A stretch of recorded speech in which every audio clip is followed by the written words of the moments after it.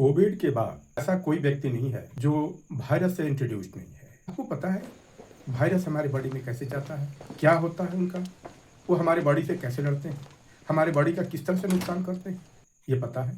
तो आइए हम आपको बताते हैं। वायरसेस ना तो लिविंग है और ना तो नॉन लिविंग है। ये हमारी बॉडी में जब इंटर करते हैं तो ये लिविंग की कैरेक्टरिस्टिक्स हमारे सेल के मैकेनिज्म को अडॉप्ट करके गेन कर लेते हैं। जब ये हमारे सेल के अंदर पहुंचते हैं, हमारे सेल के अंदर इनमें क्या पहुंचता है? इनका केवल जीनोम पहुंचता है। इनका जीनोम हमारे सेल के अंदर में पहुंचता है और हमारे सेल के मैकेनिज्म को यूज कर वह रेप्लिकेशन करना शुरू करता है। अर्थात साधारण भाषा में कहें तो वह अपनी संख्या को मल्टीप्लाई करना शुरू कर देता है। जब उनकी संख्या बढ़ जाती है तो वह सेल रप्चर होता है और रप्चर होने के बाद वह सेल से बाहर निकलता है और दूसरे सेल को इन्फेक्ट करता है। बट इसी वक्त जैसे ही ये सेल फटता है, दूसरे वायरसेस वहां से रिलीज करते हैं, आसपास के जो सेल्स हैं वो अलर्ट मोड में आ जाते हैं।